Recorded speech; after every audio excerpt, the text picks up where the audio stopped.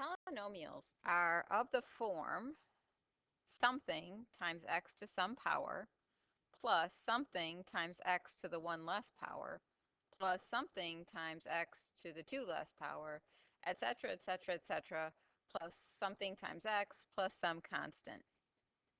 It's true that these powers are whole numbers, right? They're not fractional powers. They're not negative powers. They are whole number powers. And for our purposes here, our coefficients will all be rational numbers. When this happens, when you look at the graphs of polynomials, they are smooth and continuous. They sort of look like roller coasters. So a polynomial graph might look like this. Notice that the drawing of it doesn't have any sharp corners, and I never have to lift up my pencil. We're going to focus on the end behavior of the graph first. So if a graph has been drawn in a smooth and continuous way, the ends of the graph might be up on the left and up on the right. And something happens in the middle. We're not sure what happens in the middle. It just sort of could be doing a whole lot of roller coastering or no roller coastering at all. Could be that they are both down, right? Down on the left, down on the right. It could be that it's down on the left and up on the right, or that it's up on the left and down on the right. Those are the only four possibilities for the graph of a polynomial. Both ends up, both ends down, or one up, one down. Okay, so if we consider how we could categorize these, I've made four categories. So things like just x squared, right? We know x squared. It would also be true that x to the fourth would do the same thing, only it would be happening, what you might say, faster, because 2 to the fourth is 16 and 3 to the fourth is 81.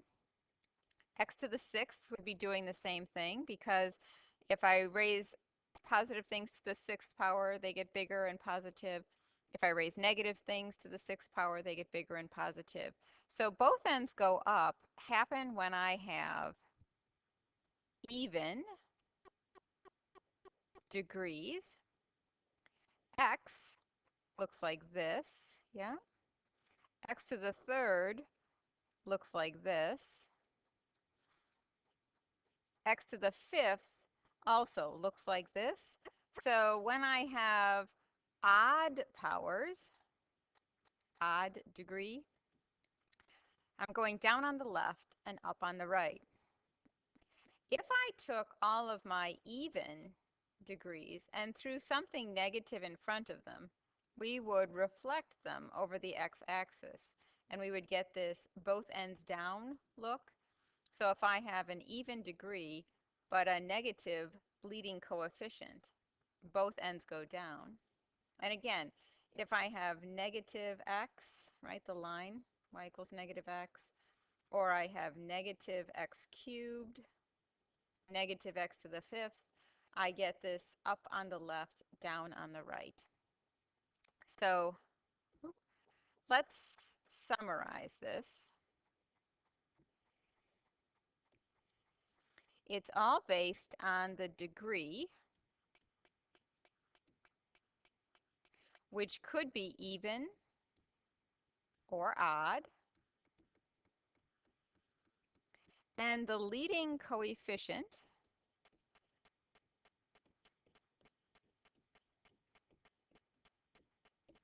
which might be positive or negative.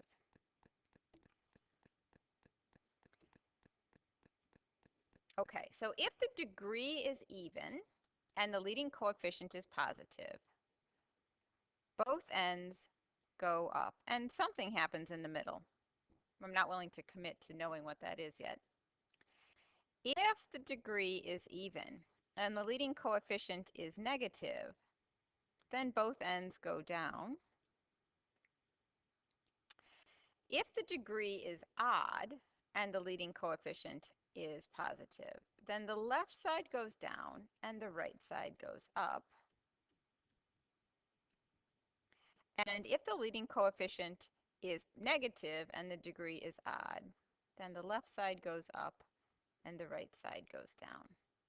There's very fancy notation for this. For example, this side would say, as x goes to negative infinity, f of x goes to positive infinity, where this side would say, as x goes to positive infinity, f of x goes to positive infinity. This is the calculus type notation, which you may or may not have seen before. I sort of like the pictures or the words, but if you like the notation, you can use the notation. Okay, so I've got my three little guys here, and I'm not sure what their arms are doing. You know, are they cheering with both arms up? Are they cheering with both arms down? Are they waving their arms one up, one down? So here's f of x. It is a polynomial. If I'm trying to determine the end behavior, I'm only concerned with the term that has the degree attached. This is a sixth degree, which means either both ends are going up or both ends are going down. And it is a positive leading coefficient. So this guy has both arms going up. Okay, our second polynomial, as I scan the terms, I am concerned with this one, which has a seventh degree and a negative leading coefficient. So left arm goes up, right arm goes down, and something happens in between. And here we have, oh, fifth degree, positive leading coefficient. So left down, right up. Okay. The other skill in today's video is connecting some words. The word zero, which is often synonymous with x-intercept, and how that connects to a linear factor, okay, a factor whose degree is 1. So if my 0 is at 3, that means that I have an x-intercept at 3, 0, and the factor that made that was x minus 3.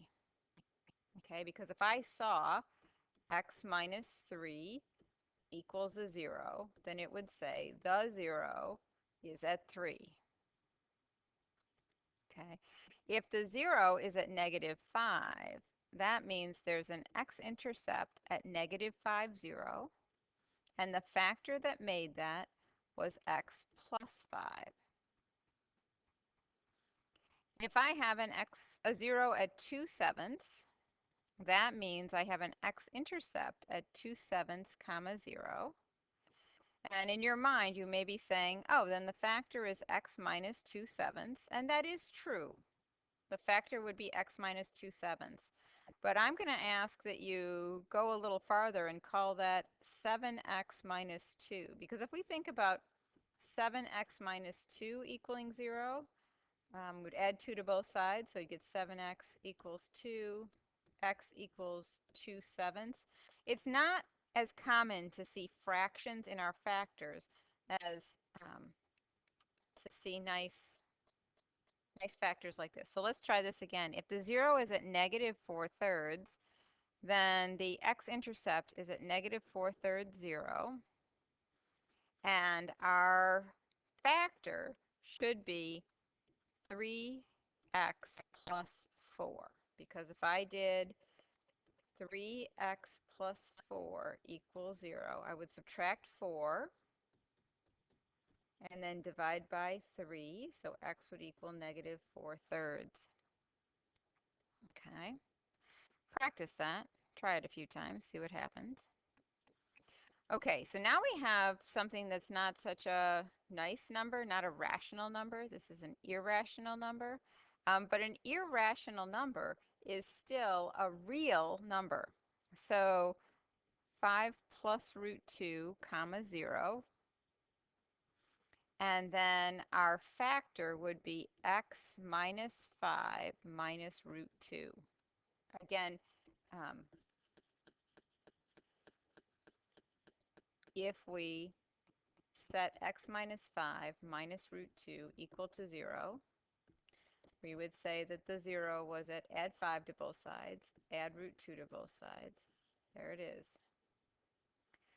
Okay, 3i is an imaginary number. Think about I, the square root of -1 is I. And we're going to have a whole video about imaginary numbers coming up. But 3i is imaginary, so it's not a real place, so there is no x-intercept. But there is a factor. It would be x minus 3i. And here again, this is called a complex number because it's part real and part imaginary. But since it's part imaginary, it is not real. But it does have a factor, x plus 5 plus 7i. Okay, so these are some skills we're going to need. Please watch the other video today as well.